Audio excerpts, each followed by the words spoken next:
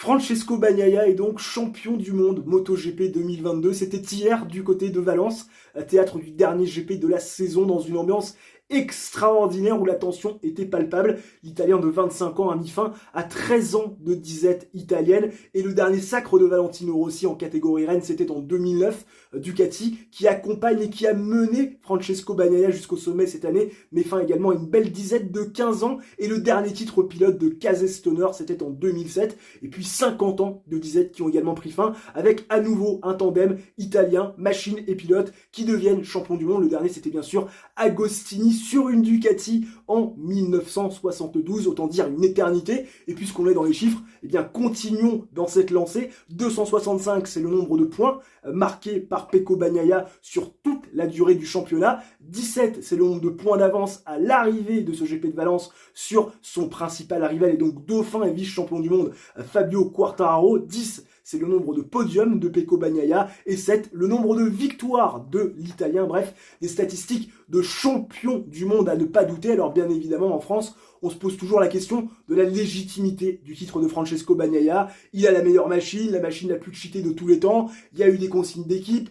l'Armada Ducati face à Fabio Quartararo, 8 contre 1, qu'est-ce que ça vaut? Est-ce que c'est vraiment mérité? Encore une fois, on aura beau chercher des poux dans la tête de Pecco Bagnaia, à la fin du compte, Ducati n'a certainement pas, dans un premier temps, à s'excuser d'avoir pondu la meilleure machine de tous les temps. Dans un deuxième temps, elle n'a pas non plus à prendre en compte le fait que Yamaha, dans le même temps, n'ait pas développé sa machine de manière régulière, structurée et intelligente depuis 3 saisons. Et puis, dans un troisième temps, elle n'a pas non plus à s'excuser d'avoir pratiqué des courses d'équipe. Alors même si ça tue un petit peu le spectacle et les batailles, en témoigne ce qui se passe du côté de la Formule 1, ça fait partie du sport mécanique et il n'y a absolument rien dans le règlement qui stipule que vous n'avez pas le droit d'adopter des courses d'équipe. Alors c'est malheureux pour Fabio Quartararo, qui n'a pas pu être aidé par Franco Morbidelli, Darin Bellender, Cal Crutchlow et même Andrea Dovizioso en début de saison, mais ça fait partie du jeu. Alors attention, je n'adhère pas aux consignes et courses d'équipe, je trouve que ça tue le spectacle, la bataille, le suspense et l'intérêt au championnat. Mais ça fait partie du sport mécanique, c'est dans l'ADN de la MotoGP, tout comme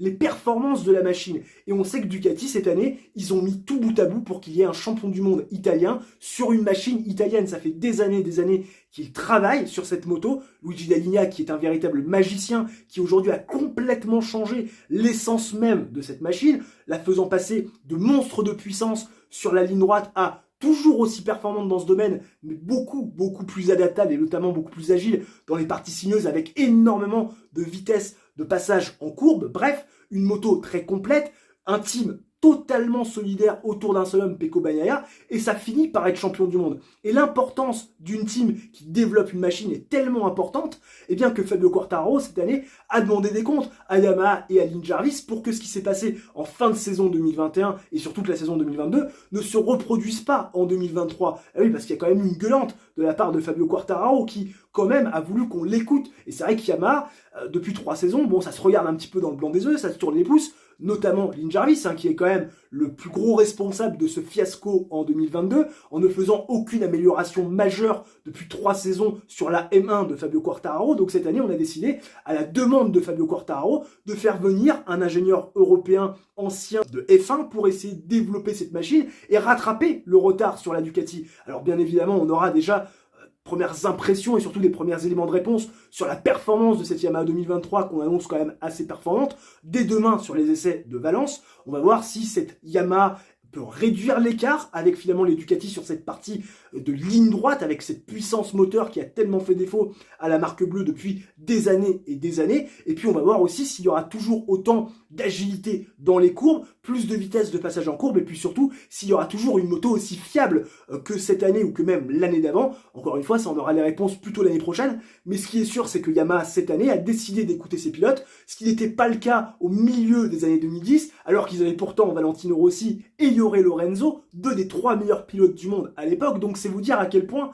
cette fois-ci Yamaha a changé son fusil d'épaule et va décider à nouveau de se pencher sur l'amélioration de sa machine en arrêtant de compter sur les performances individuelles ou même les exploits de ses pilotes tout au long de la saison, parce que Fabio Quartararo, ce qu'il a fait avec cette Yamaha cette année, c'est un véritable exploit. Quand vous voyez où sont Darin Binder, Franco Morbidelli, Cal Crutchlow, Andrea Dovizioso qui a même jeté l'éponge en cours de saison tellement il était dépité, vous vous dites quand même que Fabio Quartararo a fait une saison extraordinaire. 7 podiums, dont 3 victoires, avec la machine qu'il avait en main, c'est quand même un petit exploit, et on notera bien évidemment ce qu'il a réussi à faire en Autriche, en terminant 2e sur un circuit pour Ducati, et bien évidemment sa 3e place au GP de Malaisie, qui force du même coup Francesco Bagnaia, pourtant vainqueur là-bas, à jouer le titre mondial du côté de Valence, un Fabio Quartararo qui a mis la pression sur les épaules de l'Italien jusqu'à la toute fin. Malheureusement, c'était peine perdue, 23 points de retard en arrivant sur le tourniquet espagnol. L'équation était assez simple, gagner pour Fabio Quartararo et voir Pecco Bagnaia terminer en dehors du top 14. Impossible, certes c'est pas français, mais finalement on a quand même vu ce à quoi on s'attendait, c'est-à-dire la victoire de Pecco Bagnaia qui est quand même assez logique sur cette année au championnat du monde. Pecco Bagnaia avec la meilleure machine, des upgrades sur la sienne et pas forcément sur celle des autres pilotes Ducati. Un team italien qui a poussé dans un seul et même sens, la victoire d'un pilote italien sur une machine italienne au championnat du monde des pilotes, et un Fabio Quartararo qui, avec une moto de milieu, fond de grille, se retrouve à batailler et à essayer de faire preuve de résilience jusqu'au bout pour conserver son titre mondial. Il s'en est fallu de 17 points, si peu et beaucoup à la fois, certains diront, mais tellement logique quand on voit les moyens qu'il y avait autour de lui et surtout la machine qu'il avait entre les mains. C'est vrai que finir vice-champion du monde dans ces conditions-là, c'est plutôt une bonne performance, surtout que l'on sait que derrière, il y avait des pilotes beaucoup mieux lotis en termes de matériel et de développement qui terminent derrière, à l'image d'Aleix Espargaro, à l'image également d'Enea Bastianini ou même de Jack Miller, l'Australien, toujours autant irrégulier, et puis Jorge Martin, le Martinator, extrêmement performant en qualification, qui l'est beaucoup moins en course avec énormément de chutes cette saison. Bref, un Fabio Quartararo qui quand même met derrière des adversaires très redoutables sur des machines bien plus performantes que la sienne. Alors certains diront eh bien, que le titre mondial cette année était éventuellement accessible si Fabio Quartararo n'avait pas fait cette erreur du côté de la Seine qui lui avait coûté 25 points sur Pecco Bagnaia et surtout une pénalité du côté du Grand Prix de Grande-Bretagne avec ce fameux long lap qui nous reste peut-être encore un petit peu en travers de la gorge. Mais j'ai envie de vous dire qu'aucun pilote ne fait pas d'erreur sur une seule saison. La seule différence, c'est que certains peuvent se permettre de le faire parce qu'ils ont l'équipe et la machine autour d'eux et d'autres malheureusement ne le peuvent pas. Fabio Quartararo eh bien, a fait une petite faute de surconfiance du côté d'Assen. Il est le seul responsable, ce qui contraste bien évidemment avec le GP d'Aragon où il a été harponné par Marc Marquez qui pour sa course de reprise avait fait un strike.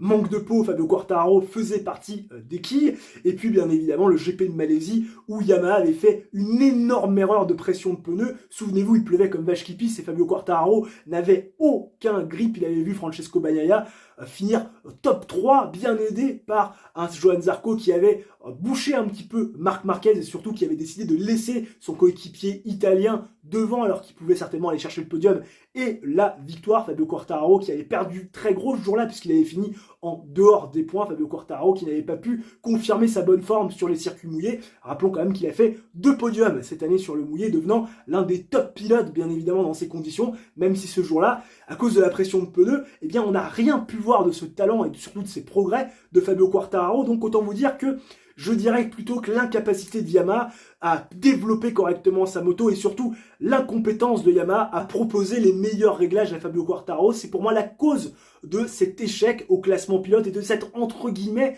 seconde place au classement général. Fabio Quartararo qui au vu de la tournure et des événements de cette saison 2022 n'a pas forcément grand chose à se reprocher. En tout cas, n'hésitez pas dans les commentaires à me faire part de votre avis sur la saison. N'hésitez pas également à me faire part de votre avis sur le sacre de Pecco Bagnaia et sur la saison de Fabio Quartararo. N'hésitez pas à argumenter vos commentaires, à aussi créer des petits débats également entre vous, tant que c'est dans le respect bien évidemment des autres. En tout cas pour moi, pas de doute sur le fait que c'est totalement logique de voir Pecco Bagnaia s'imposer au classement des pilotes. Ducati a fait un super travail, a tiré dans le même sens. Voir un pilote italien avec une Michelin italienne s'imposer, c'est tout à fait logique. Si Bagnaia ne le faisait pas cette année avec tout ce qu'il y avait autour de lui, clairement, il n'allait jamais le faire. Donc bravo à lui, bravo à l'équipe italienne. Si la vidéo vous a plu, n'hésitez pas bien évidemment à réaliser votre coup du chapeau, le like, l'abonnement et l'activation de la cloche. Sur ce, on se retrouve très prochainement. Ciao, bye bye et à la prochaine.